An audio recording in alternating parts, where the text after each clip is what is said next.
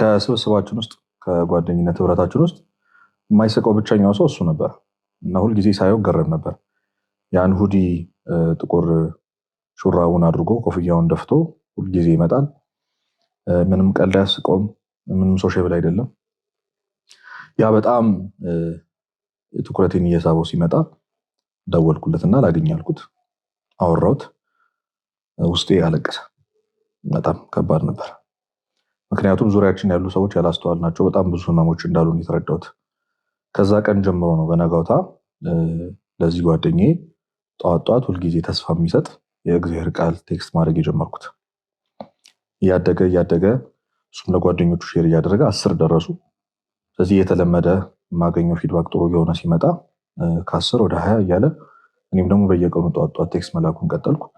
ሳላስበው ግቢ ከገባም በኋላ ቴክስት የምልክላቸው ሰዎች ወደ 250 መጠጋት ጀመሩ።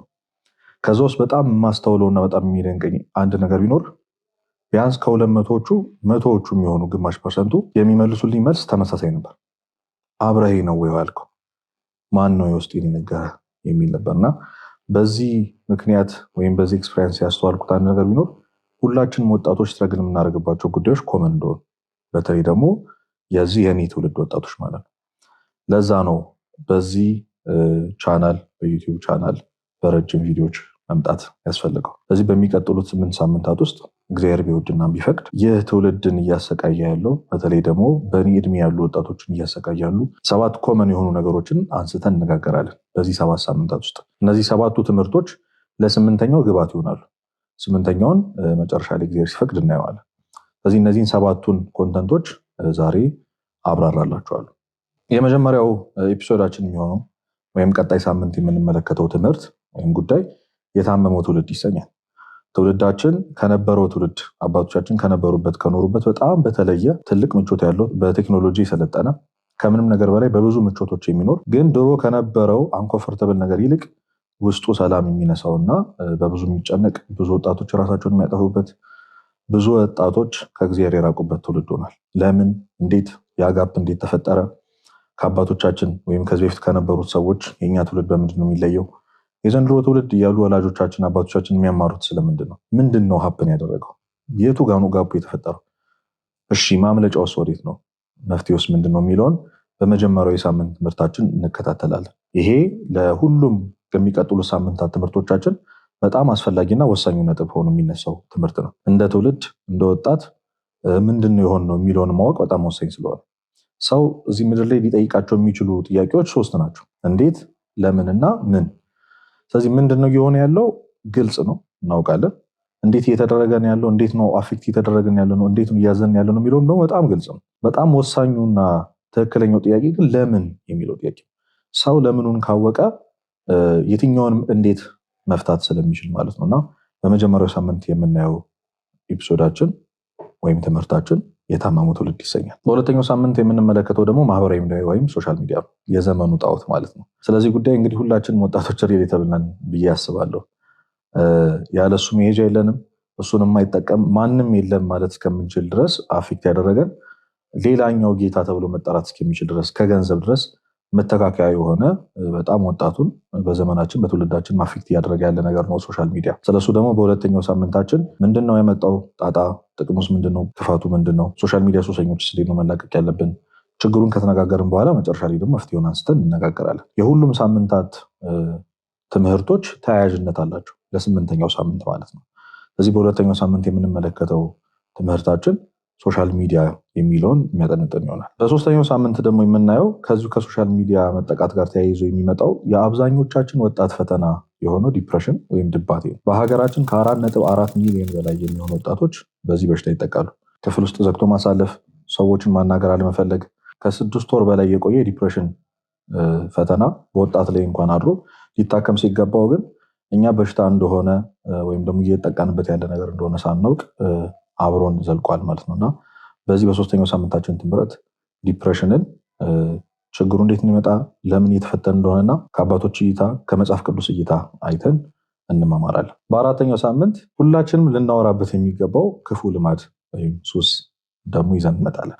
አንድ ሰው የታመመ ትውልድ ላይ የኖረ ከሆነ ካልነቃ፣ በቀጣይነት ደግሞ በዚህ ለታመመው ትውልድ ትልቁ ምክንያት የሆነው በሶሻል ሚዲያ የሚጠቃ ከሆነ ያ ሶሻል ሚዲያ ለዲፕሬሽን ካጠቃው ወይም ደግሞ ልክ ከዳረገው በመጨረሻ በክፍል ውስጥ ቁጭ ብሎ ሊያደርገው የሚችለው ወይም ደግሞ ሊፈተንበት የሚችለው ትልቁ እስር ቤት ክፉ ልማድ ወይም ደግሞ ሱስ ነው። ብዙ ያልተወራላቸው፣ ብዙ ያልተነጋገርንበት፣ በአይናችን ማናያቸው ብዙ ወጣት እየተፈተነበትና እስከ መጨረሻው ህይወቱን ለማብቃት የታገለበት ያለው ክፉ ልማድ ስማቸውን መጥቀስ ባያስፈልግም ብዙ ናቸው። ሮሜ 7:19 ላይ እንደምናየው የምወደውን በጎ ነገር አላደርግም፣ የማልወደውን ክፉ ነገር ግን አድርጋለሁ። ለዚህ ለኃጢአት ከተሰጠ ሰውነት ማን ያድነኛል እንዳለ ሁላችንም የሆነ ማድረግ የምንፈልገው ማድረግ ያቃተን ጥሩ ነገር እንዳለ ሆኖ በዚሁ ሳይበቃን ደግሞ ሁሉም ወጣት የሚፈተንበት ቤተክርስቲያናችንም ጾር እያለች የምጠራው የምንፈተንበት አንድ ኃጢአት አለ።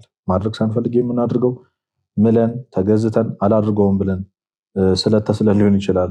ንስሐ ገብተን ስጋው ደሙን ተቀብለን ብዙ ርቀት ከሄድን በኋላ ደግሞ የሚጥለን እስከ ሕይወታችን ፍጻሜ ድረስ የሚታገለን አንድ ክፉ ልማድ አለ። ስለዛም እግዚአብሔር በወደደና በፈቀደ መጠን ተነጋግረን ሕይወታችን ነቅለን ለማውጣት በአራተኛው ሳምንት እንነጋገራለን። ይህ ክፉ ልማድ ደግሞ ወስዶ መጨረሻ ላይ ለምንድን ነው የተፈጠርኩት ወደሚል ፐርፐስን ወደ ማጣት ያመጣል። አሁን አብዛኛው ወጣት ለምን እንደተፈጠረ አያውቅም። ምን ላድርግ ነው የመጣሁት? ወዴት ነው የሚሄደው? እኔ ጥቅም የለኝም የምረባ ሰው አይደለሁም የሚለው ጉዳይ ብዙ ወጣቶችን ወደ ጨለማ እንዲሄዱ ያደርጓል። ለምንድን ነው የተፈጠርነው?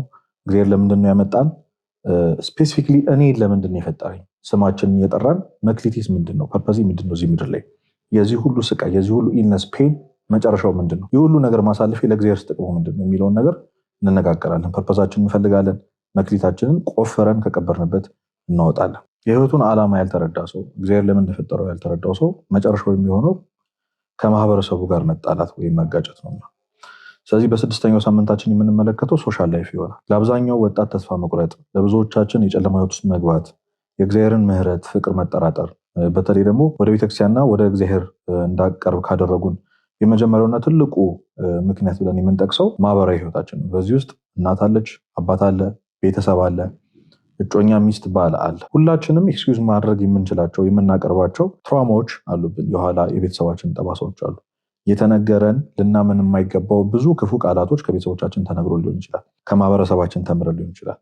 የሁሉም ሰው ውጤት አካባቢው እንደሆነ ሁሉ በዚህ ጉዳይ በስድስተኛው ሳምንት እንዴት ነው ፌስ ማድረግ የምንችለው? እንዴት ነው መፍታት የምንችለው?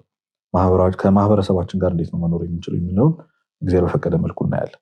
ሰው እነዚህን ሁሉ 6 ነገሮች ካለፈ በኋላ የመጨረሻው ተግባሩ የሚሆነው ተስፋ መቁረጥ ነው። እግዚአብሔር ከሚጠላቸውና የመጨረሻው ምንም ስርየት የሌለው ኃጢአት ቢኖር ይቅር ላይለው የሚችለው ኃጢአት ተስፋ መቁረጥ ነው። ብዙ ወጣቶች በብዙ ምክንያት ተስፋ ቆርጠዋል። ስለዚህ ለእነዚህ ሁሉ ነገር ምክንያት የሚሆኑትን ነገሮች በ6 ሳምንታት ውስጥ ካነሳን በኋላ 7ኛው ሳምንት ላይ ተስፋ መቁረጥን አንስተን አብረን በትንሣኤ እንነሳለን። ተስፋ ማድረግ እንጀምራለን። ተስፋ እንዴት እናድርግ? ምን ተስፋ እናድርግ? ምን እንያዝ? በዚህ ትውልድ በዚህ ጨለማ ጊዜ ያለው ተስፋ ምንድን ነው የሚለውን ደግሞ አብረን እንመለከታለን። የዚህ ሁሉ ፕሮጀክት ዓላማ የሆነው 8ኛውን ክፍል እግዚአብሔር አድርሶን ያን ጊዜ እንገናኛለን። እግዚአብሔር ቢወድና ቢፈቅድ በዚህ 8 ሳምንት ጉዞዎች ውስጥ እኛ ወጣቶች የምንድንበትን ከጨለማ ህይወት ወጥተን ብርሃን የሆነውን የሚናፍቀንን ክርስቶስ የምናይበት ጉዞ እንዲሆን ተስፋ አድርጋለሁ። በዚህ 8 ሳምንት ጉዞ ውስጥ በየሳምንቱ እየተማማርን እግዚአብሔርን እንድናገኝ የወደደን የናፈቀን ክርስቶስ በአይናችን እንድናየው ከምንም ነገር በላይ ከተስፋ መቁረጥና ከጨለማ ትውልዱን የሚድንበት ስራ ይሆን ዘንድ በዚህ የሳምንታት ጉዞ ውስጥ ተከተሉኝ ዘንድ ጋብዛቸዋለሁ። በተሰጠንም በመንፈስ ቅዱስ የእግዚአብሔርን ፍቅር በልባችንም ስለፈሰሰ ተስፋ አያሳፍርም።